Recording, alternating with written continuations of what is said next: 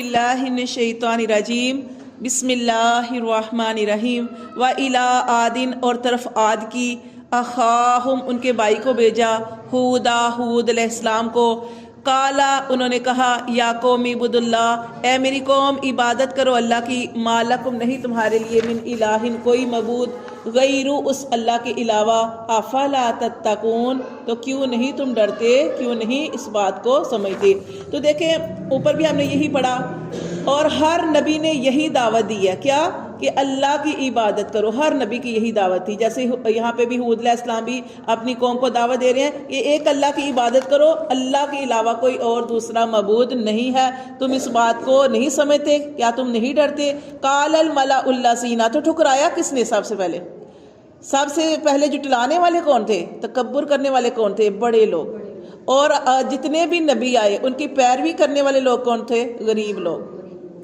تو یہاں پہ بھی بتایا جا رہا ہے کہ قال الملأ الذین کفروا تو کہا ان لوگوں کے یعنی سرداروں نے، قوم کے سردار جو تھے، قوم کے بڑے بڑے سردار تھے، انہوں نے کہا الذین کفروا وہ جنہوں نے کفر کیا تھا من قومہ اس کی قوم میں سے، انا بے شک ہم لا نراک ہم تو تجھے دیکھتے ہیں فی صفاحت بے وقوف، ہم تو تجھے بے وقوف سمجھتے ہیں۔ جو اس طرح کی تو باتیں کر رہا ہے کہ ایک اللہ کو پکارو تو تم جو ہے بے وقوفی کی باتیں کر رہے ہو، تو ہمیں یہ باتیں پسند نہیں، اس چیز کو پسند نہیں کرتے تھے۔ کیوں نہیں پسند کرتے تھے؟ کیونکہ ان کو تو مختلف خدا بنا کر انہوں نے مختلف خدا بنا رکھے تھے، مورتیاں بنا رکھی تھی اور ان کو پکارتے تھے، انہی سے مانگتے تھے، کسی سے بارش مانگتے تھے، کسی سے روزی مانگتے تھے، کسی سے کچھ مانگتے تھے، کسی سے اولاد مانگتے تھے، ایسے انہوں نے بت بنا رکھا تھا۔ تو یہاں پہ وہ کہنے لگے کہ ہم تمہیں دیکھتے ہیں بے وقوفی میں، وَإِنَّا اور بے شک ہم لَنَظُنُّكَ ہم تو تجھے گمان کرتے ہیں مِنَ الْكَاذِبِينَ جھوٹوں میں سے، کہ تو جو باتیں کہہ رہا ہے کہ ایک اللہ کو پکارو یہ جھوٹی بات ہے، ہم تو تجھے جھوٹوں میں سے شمار کرتے ہیں۔ قالا تو ہود علیہ السلام نے کہا یا قومی اے میری قوم لیس بی صفاحت نہیں ہوں میں بے وقوف، میں بے وقوفی میں نہیں ہوں، ولیکنی اور لیکن میں تو رسول ہوں من رب العالمین، رب العالمین کی طرف سے رسول بنا کر بھیجا گیا ہوں تمہاری طرف، ابلغکم میں تمہیں پہنچاتا ہوں رسالات ربی اپنے رب کا پیغام، میں اپنی طرف سے تمہیں کچھ بھی نہیں کہہ رہا، میرے پاس جو وحی ہوتی ہے وہ اپنے رب کا پیغام میں تمہاری طرف پہنچاتا ہوں، وانا اور میں لکم تمہارے لیے ناصح خیر خواہ ہوں، تمہارا امین اور امانت دار ہوں۔ خیر خواہ کیا ہوتا ہے؟ تمہاری خیر خواہی چاہنے والا، تمہاری بلائی چاہنے والا، اور تمہیں جہنم سے بچا کے جنت کی طرف لے کے جانے والا۔ اور امین کا مطلب ہوتا ہے امانت دار، یعنی جیسے اللہ نے حکم دیا اس حکم کو آگے پہنچا دیتا ہوں، اس میں خیانت نہیں کرتا، امانت دار ہوں تمہارے لیے۔ اب عجیب تم کیا تمہیں اس بات پہ تعجب ہوا، اس بات پہ تمہیں اچنبا ہوا، ان جاءکم یہ کہ تمہارے پاس آئی ذکر نصیحت من ربکم تمہارے رب کی طرف سے، علی رجل منکم تم میں سے ایک آدمی پر، کہ یعنی اس چیز کو بھی وہ ناپسند کرتے تھے کہ ہمارے ہی جیسا آدمی ہو اور اس کو خاص کر دیا جائے اور وہ ہمیں اس طرح کی چیزیں بتائے۔ تو وہ کہہ رہے ہیں کہ تمہیں اس بات پہ تعجب ہوا کہ تمہارے پاس نصیحت آئی ہے تمہارے رب کی طرف سے ایک ایسے آدمی پر جو تمہیں جیسا ہے، تمہیں میں سے ہے، لِيُنذِرَكُمْ تاکہ وہ تمہیں ڈرائے، وَاذْكُرُوا اور یاد کرو، اِذْ جَعَلَكُمْ جب اس نے تمہیں بنایا خلفاء جانشین، کس نے بنایا؟ اللہ تعالیٰ نے۔ وہ اپنی قوم سے کہہ رہے ہیں کہ یاد کرو کہ جب تمہیں بنایا خلفاء جانشین من بعد قوم نوح کے بعد۔ قوم نوح کو کیسے اللہ نے ختم کیا؟ ابھی ہم نے واقعہ پڑھا کہ اللہ نے کیسے اس قوم کو، ساری قوم کو غرق کر دیا سوائے حضرت نوح علیہ السلام اور چند ایمان والوں کے جو ایمان لائے تھے، ان کو بچا لیا۔ تو یہ ان کو بتا رہے ہیں کہ دیکھو اللہ کی اس نعمت کو یاد کرو کہ اللہ نے تمہیں کیا بنایا؟ خلیفہ بنایا قوم نوح کے بعد، وَزَادَكُمْ اور تمہیں زیادہ کیا فی الخلقی جسم میں، بسطتاً پھیلاؤ میں، بسطتاً ڈیل ڈول میں، اللہ تعالیٰ نے تمہیں جسم دیا اور تمہیں طاقت دی، فاذکروا تو پس تم یاد کرو اللہ کے احسانات کو اپنے اوپر یاد کرو، لعلکم تفلحون شاید کہ تم فلاح پاؤ۔ تو یہ پھر ان کو یہی بتا رہے ہیں کہ اللہ تعالیٰ نے تمہیں طاقت دی ہے، اللہ نے تمہیں جسم دیا ہے، تم یہ قوم عاد جو تھے بہت لمبے قد کے تھے نا، اونچے لمبے تھے اور کبھی بیمار نہیں ہوئے تھے، کبھی سر میں درد بھی نہیں ہوا تھا، یعنی کہ چھوٹی سے چھوٹی بیماری بھی کبھی ان کو نہیں ہوئی تھی، اور یہ نعرے لگاتے ہوتے تھے کہ ہم سے زیادہ طاقت والا کوئی بھی نہیں ہے۔ اتنے اونچے لمبے تھے. تو یہاں پہ یہ بتایا جا رہا ہے کہ وہ کہہ رہے ہیں کہ تم یاد کرو اللہ کے احسانات کو کہ اللہ نے جو تمہارے اوپر اتنے احسان کیے ہیں اور یہ تاکہ تم فلاح پانے والے ہو جاؤ. قالو لیکن وہ کہنے لگے اجی تنا کیا تو ہمارے پاس اس لیے آیا ہے لنعبد اللہ کہ ہم ایک اللہ کی عبادت کریں. یعنی ان کو اس بات پہ یعنی کہ وہ سوچ ہی نہیں سکتے تھے کہ ہم اتنے معبودوں کو چھوڑ کر ایک خدا کو مانیں. تو ان کو یہ بات جو تھی وہ پسند نہیں تھی اور وہ کہنے لگے کہ تو ہمارے پاس اس لیے آیا ہے کہ ہم ایک اللہ کی عبادت کریں وحدہ اس ایک اللہ کی ونذر اور ہم چھوڑ دیں ما کانا یعبد آباؤنا کہ جس کی عبادت کرتے رہے ہمارے آباء و اجداد.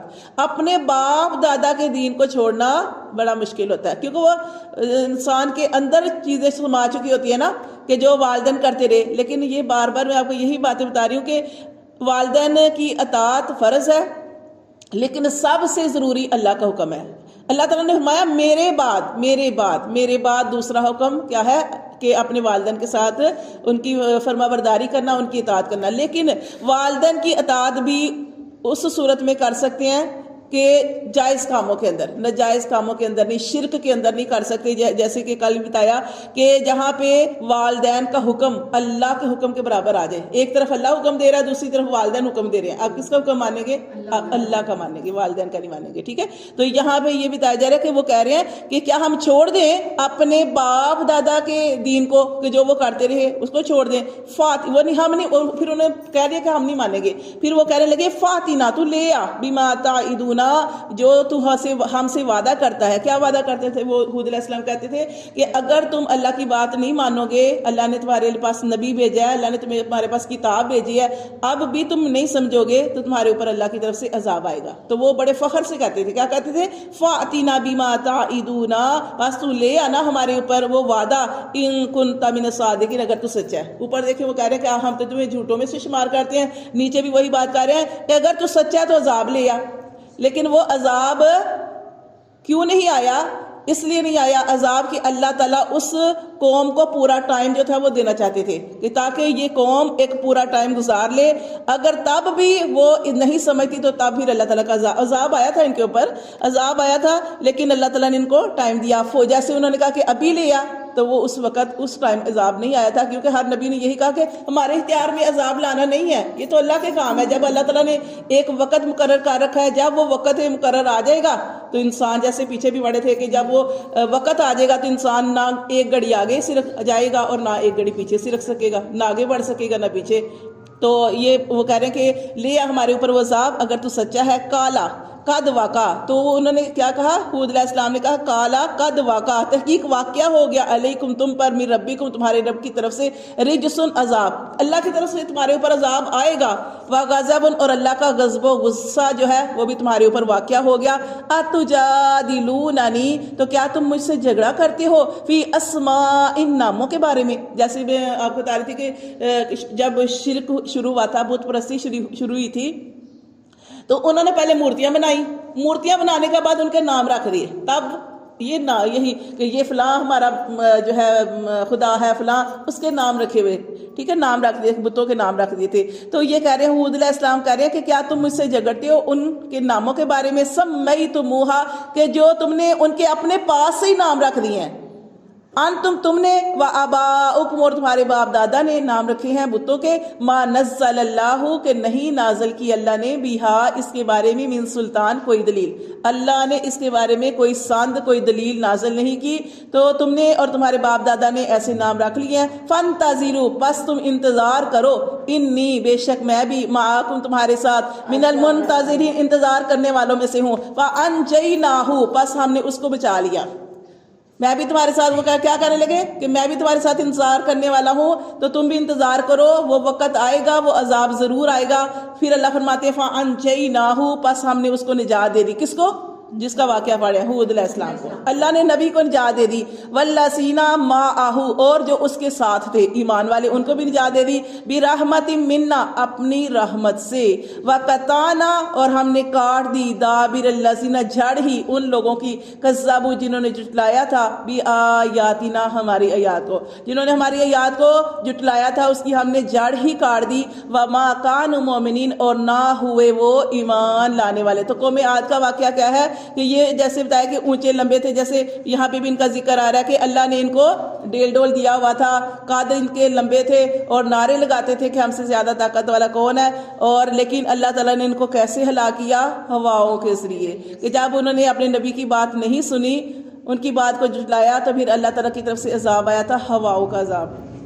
ہواؤں کا عذاب ایسے آیا کہ اللہ تعالیٰ نے اتنی تیز آندھی چلائی کہ یہ لوگ اتنے جو نعرے لگاتے تھے، ان کو اللہ تبارک و تعالیٰ اس ہوا سے ہی اٹھا کے اوپر دو کو اوپر لے کے جاتا، دو کی آپس میں ایسے ٹکرے لگتی زور سے، اور وہاں سے آسمانوں سے نیچے گرا دی جاتی ہے، اور وہ بالکل ہی ختم ہو گئے، جیسے جڑ کاٹ دی۔ اللہ فرماتا ہے ہم نے جڑ ان کو جڑ سے ہی ختم کر دیا، جاڑی ہوتی ہے نا دوبارہ، تو جڑ سے ہی ختم کر دیا، کہ ایسے اللہ تبارک و تعالیٰ فرماتے ہیں ہم نے ان کو ہلاک کر دیا، کہ اللہ تعالیٰ کے آگے کوئی چیز جو ہے مشکل نہیں ہے، اللہ کے لیے ہر کام آسان ہے، اور اللہ سے زیادہ یہ نہیں سمجھتا انسان کہ اللہ سے زیادہ طاقت والا کون ہو سکتا ہے، کہ اللہ ہی بنانے والا ہے، ان کو طاقت کس نے دی تھی؟ اللہ نے۔ تو یہ اس چیز کو بھول گئے تھے کہ ہمیں طاقت دینے والا، سارا کچھ دینے والا وہ اللہ ہی ہے، تو اللہ ان کے ساتھ ایسا معاملہ کر سکتے۔ پھر اللہ تعالیٰ فرماتے ہیں کہ اللہ تعالیٰ نے ہود علیہ السلام کو اور ایمان والوں کو بچا لیا، اور ان لوگوں کو نیست و نبود کر دیا۔